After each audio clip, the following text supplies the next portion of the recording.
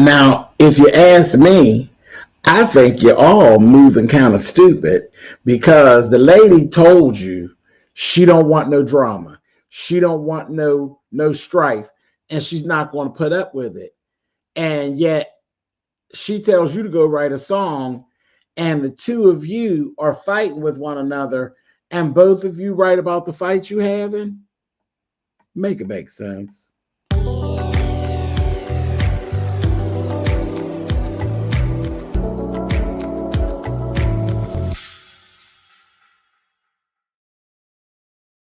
Hey guys, thanks so much for clicking on the video. This is my review for Debs House R&B Season 2, Episode 3.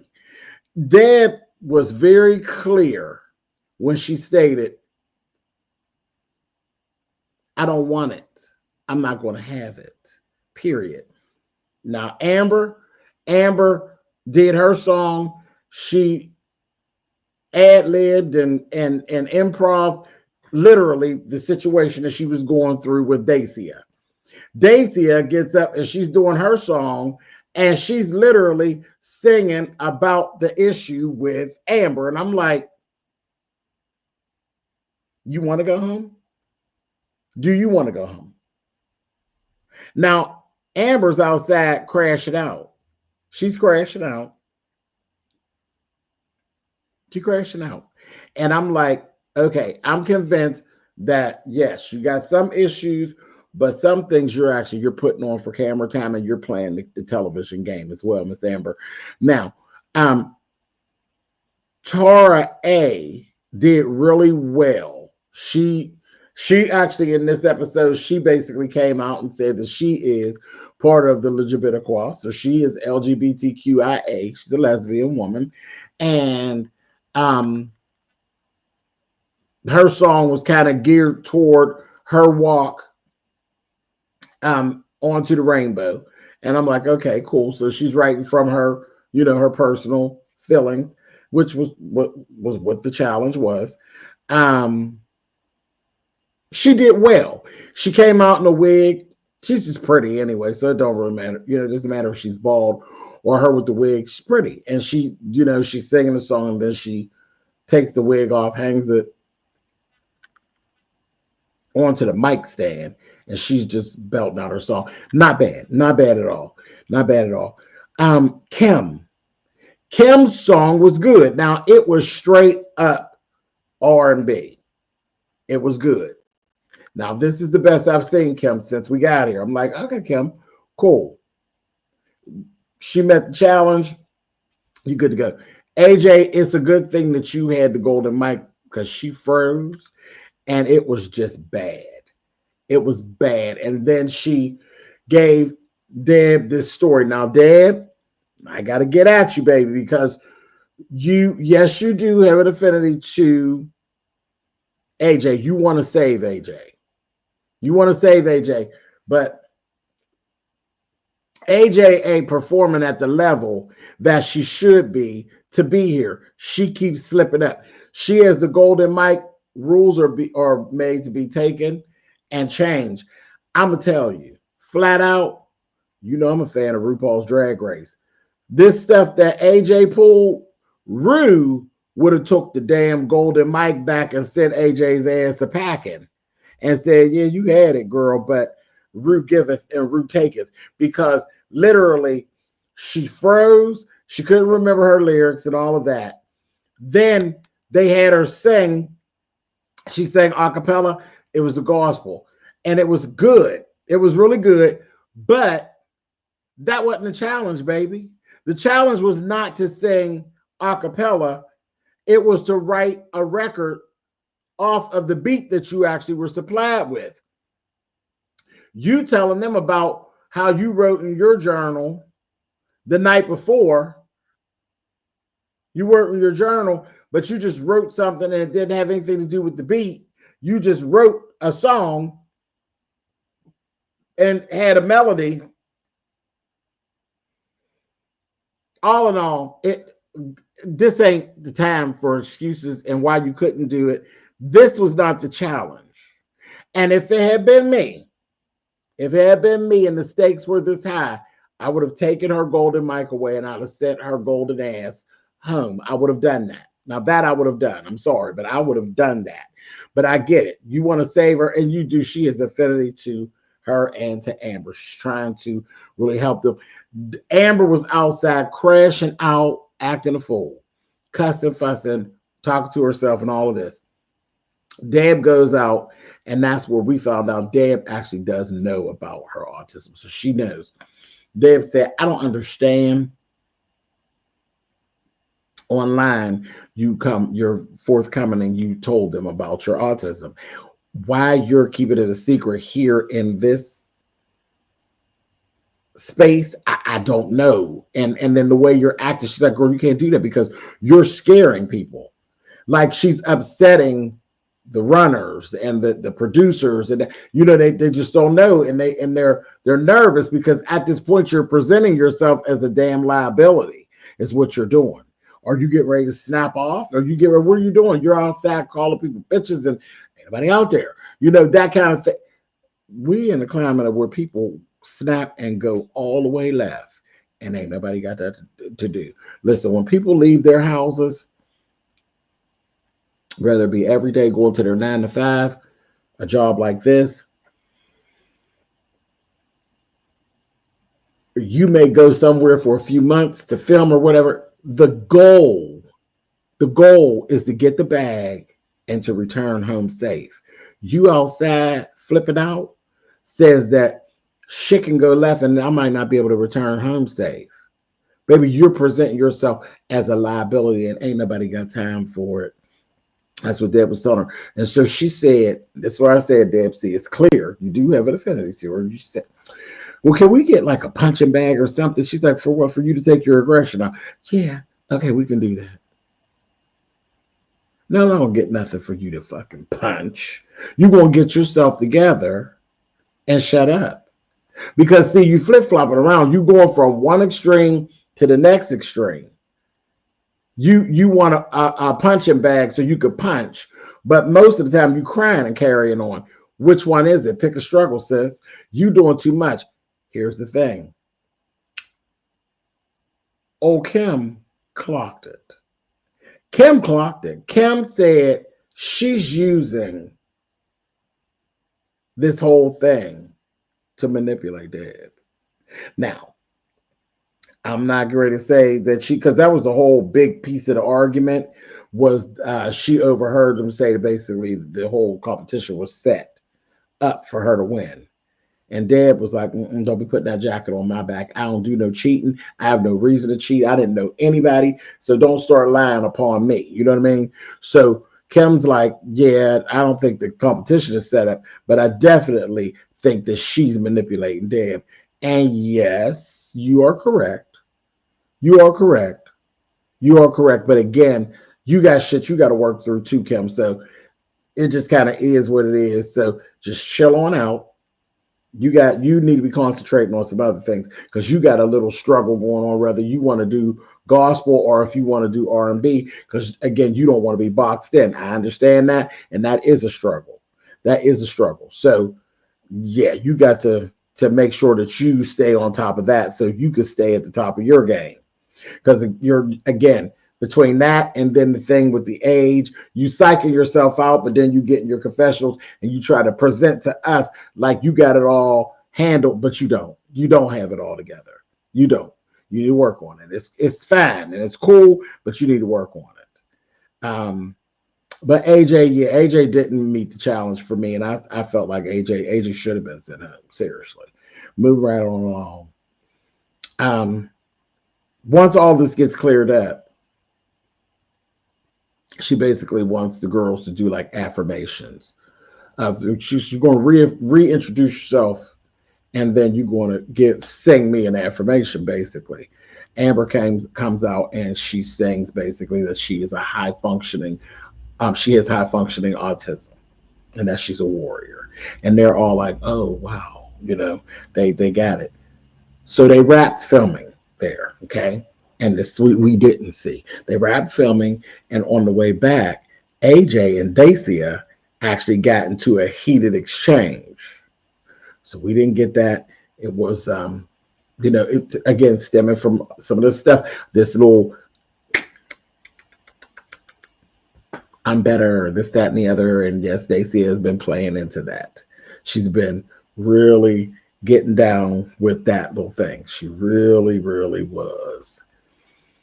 So in the who's in the bathroom versus who wasn't in the bathroom and all of this, all of that, okay? So we got Deb comes back in the morning, and they're having this whole little sit-down powwow, baby. Sheree got them all together. They down there. And Deb get right to it, because that's what Deb do. Baby, she goes ahead and calls out Tara E. See, Tara E, you messy. You messy. And the eye in the sky got it all. And then we got Audrey. Audrey is the bone carrier. Audrey got all the tea. Okay? Audrey is slipping and sliding around corners, and she's collected. She is Sheree Whitfielding the shit out of y'all. She got it all, baby. And she sat in front of Deb, honey, and she was rocking on that couch, and she was rolling it and running it, baby. She told all the tea, all of it. She said, oh, yes. Mm-hmm. She said, yes. She said, oh, girls down there, she didn't see us. We had fallen asleep on the couch. It was over there, and I heard her, honey. She was over there talking to production on the phone, telling production everything that was going on in the house. And then she also had called her family and was telling her family about us and what was going on in the house. All about a situation that really didn't have nothing to do with her, or did it? I said, So this is what Deb does next. I said, come on here, Deb. Deb takes and gives Ashley the golden mic, because of everybody, Ashley is the least problematic. Ashley come in with a situation. Deb say, boom, don't do that no more. Miss Ashley got herself together, got herself right, and ain't gave Miss Atney no more problem. So she literally, just on merit alone, and her song was good. And her song was good. She ain't at the top of the pile, ain't in the middle, ain't at the bottom. She just staying out of the way. Now, that's only going to work for so long, because in this type of competition, you're going to have a moment where you bust through. But at this moment, staying out of the way played totally in Ashley's favor. She got the golden mic, so she's safe from the next elimination. I said, good job, good for you, Ashley. And you know, just in a few days, you can see she's, you know, she's building up her confidence and different things. So this is working. This is working for Ashley. Turn around there, honey. Miss Tara E. ejected. Deb was like, girl, she confronts her about shit. Oh, no, I mean, I decided. Deb was like, listen, don't start that lying shit. I want to hear that lying shit. I really don't. I want to hear that. What? Let me see. What is Deb's sign? When is Miss Deb's birthday? Let's be nosy. Deb ain't me. Because some of the things that she does, I swear is some things that I would do and say real quick on you. What is Miss Deb's birthday? Just got her age. It doesn't say her birthday. What's your birthday, Miss Deb? Let's go to her Wikipedia. It should be there.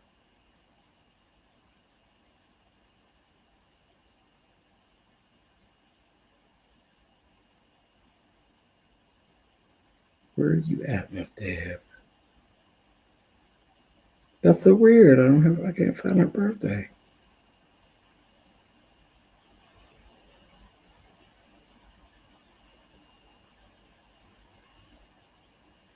Okay, I'm not gonna hold this up. I'm not gonna hold you all up. I'm gonna find out. I'm gonna find out when Miss Deb is born. Cause she I don't know, but she sure sound like a Capricorn. She do. I'm Capricorn. She sound like a Capricorn. She just get down to it, just say it, and be looking at you like, What? I want to hear that goddamn lying ass shit. You know, so I'll find it out. We'll talk about it another time. But I swear she gives me Capricorn vibes. I'm like, oh, Miss Deb, okay. Honey, I love it. I love it. I love it. I love it. I love it. I love it. Tell them. She told her, I knew that was my gossip queen. She said, and I'm not gonna have it. She said they talked, and then she come downstairs, and now she's trying to issue out apologies and clean up. That's what she told her. She said, no, baby. She said the nerve, the fact that you had the nerve to come down here and want to give out apologies and care. She said, baby, you get your purse. Go that way. And told her, now give me a hug, because I still love you. And you got a fantastic talent. It's not the end. This is the end of this. And that's like a kick in the ass to be eliminated when an elimination wasn't even going on. One. That's a kick dead in the throat. And then to be told your talent would keep you here. The messy bitch on the inside of you is sending you to the train station. You ought to feel like shit. Just the opportunity, just gone. Just gone. For nothing. For nothing. You came here to work. And you came here and decided to delve into bullshit that had nothing to do with you. And then still lying, going out the door telling, I was trying to fix it. You weren't trying to fix nothing. You were stirring the pot with a short spoon. Girl, bye. Move right along. Let that be a lesson to you. I hope that wasn't your one shot. Because you know, sometimes you only present it with one shot. Hopefully the creator will shine the light on you one more again somewhere, because you definitely are talented, but you definitely are messy. Moving right along. So Audrey, oh, Miss Audrey. See, again, you doing the good work here, Audrey, right now. But I already said, at your core, I think that you messy too. And sure enough, it came right around the very next morning. You over there finessing your job on the phone. Girl, you gonna get fired. If you still got the job when this is all over, I promise you, you're gonna get fired whenever it gets aired, because Miss Thing, you still in company time. And that's a violation. That's an instant fire. You can't even girl, you can't even win, unemployment and whatnot with that, because you're clearly out on sick leave working. And you on TV telling it. You got yourself being filmed, talking to them, telling them about this, that, thing, and the other, and you out on leave. You know they could sue you for what, if you're making like a portion, if you're making a percentage of your pay and on disability or whatever. Girl, you know they could sue you and get them funds back, because you are clearly admitting to still in company time. Girl, that's just too, that's a whole scene that you just didn't even have to film. You putting yourself in harm's way, and for what? For what? I said, wow, that is bold and brazen. It really is. I said, yep, I knew you had some shit with you. I did. I knew you had some shit with you, sister. I said, okay. So they met with Cisco. I remember Cisco again from Love and Hip Hop. Cisco was a mess. A mess. He seems to have grown up some, because he was a mess. Oh, Cisco was a mess on Love and Hip Hop. Cisco loved the girls. Cisco stayed in some mess, honey. They loved him too. The girls loved Cisco. Oh, your little man kept you in a lot of trouble, didn't it, Cisco? Anyway, but Cisco come in, he doing his business. He met with the girls individually, and he was just he gave them some very cold, hard critique. The one that got it the worst was Tara, because Tara was like, you ain't ready. You ain't ready. It was Tara's situation really played out in that if you stay ready, you ain't got to get ready kind of thing. And you got one time to make a first impression. This was what I was seeing from there. They met with them the one time, then they go back, and now they're going to go into the booth and they're going to record their songs. Now, I was so excited. I said, that is so exciting. to literally get to go ahead, and they're already recording their songs. I'm like, this is really an opportunity. Like, come on, suck this all up, suck it up. Kim struggling. She was struggling, and I think a lot of it, she was in her head.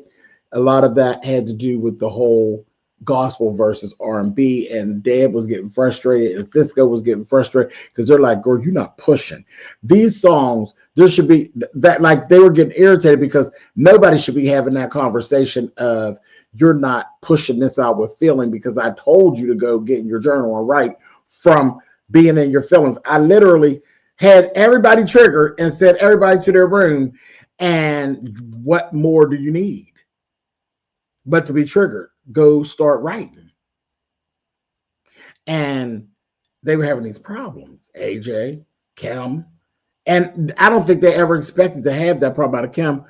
And that's where your 45 years actually would play, that you're older. So tapping your emotions, and you're a professional, you're in this business, you're doing backup for people. You should be able to tap your emotions because somebody told you to. And this is where I said she plays in her own face when she said something about Leandria Johnson. She's bad, and so am I. Now, Miss Kim,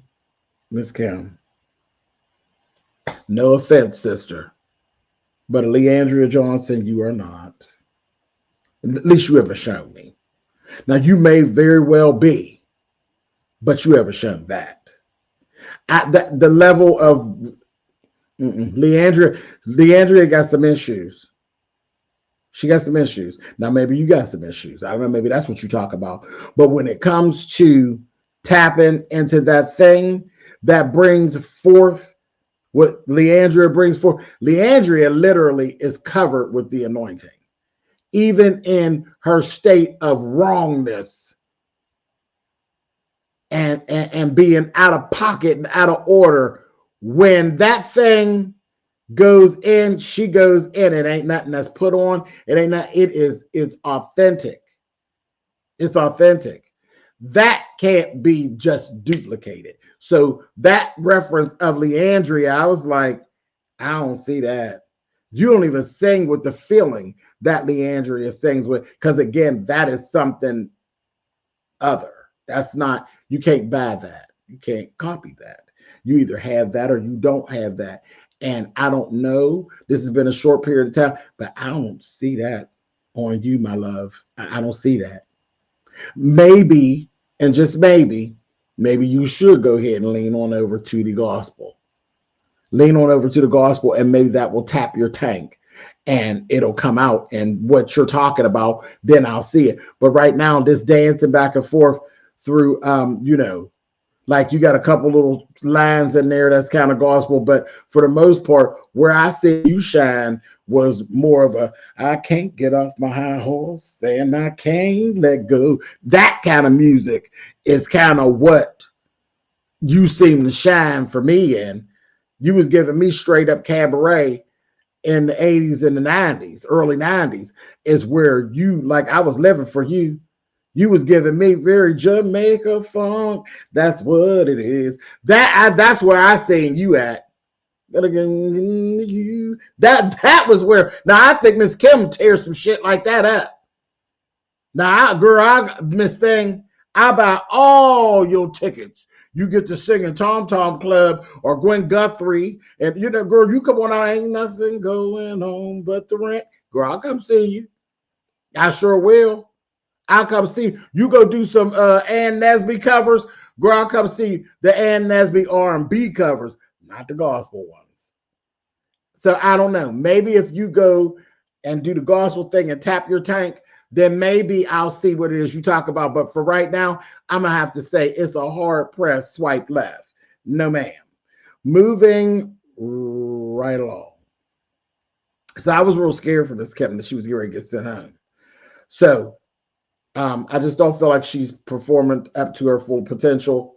Neither did Deb. Neither did Cisco. Moving on. Tara having a problem. She ain't showing up. She done showing up. Her nerves getting the best of her, and she done showing up. I'm like, ugh. Okay. Brandon went straight up on Deb. So I know you like her and everything. I know you're trying to save her, but I'm ready for her to go home. AJ, he's ready for AJ to go home. I said, whoa.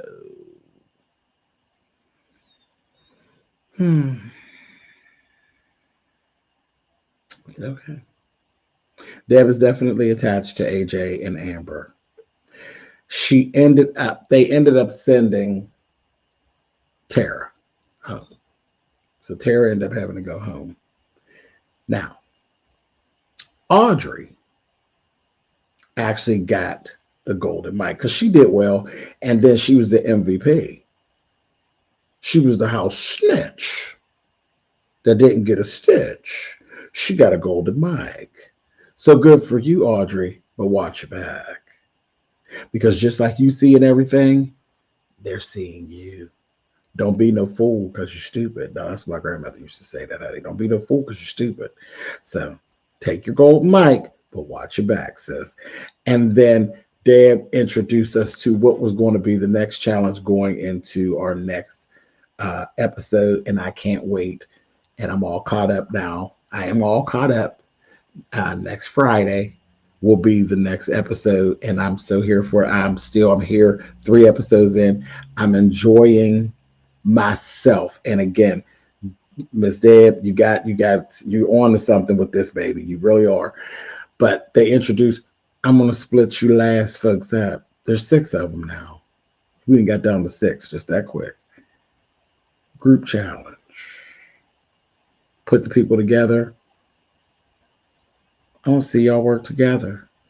Different genres, different skill sets, and some issues. Audrey, Amber, and Dacia are in one group. Kim, Ashley, and AJ are in another. Kim turns right over there talking shit. So she gave me the two people who are the weakest singers. Again, I'm like,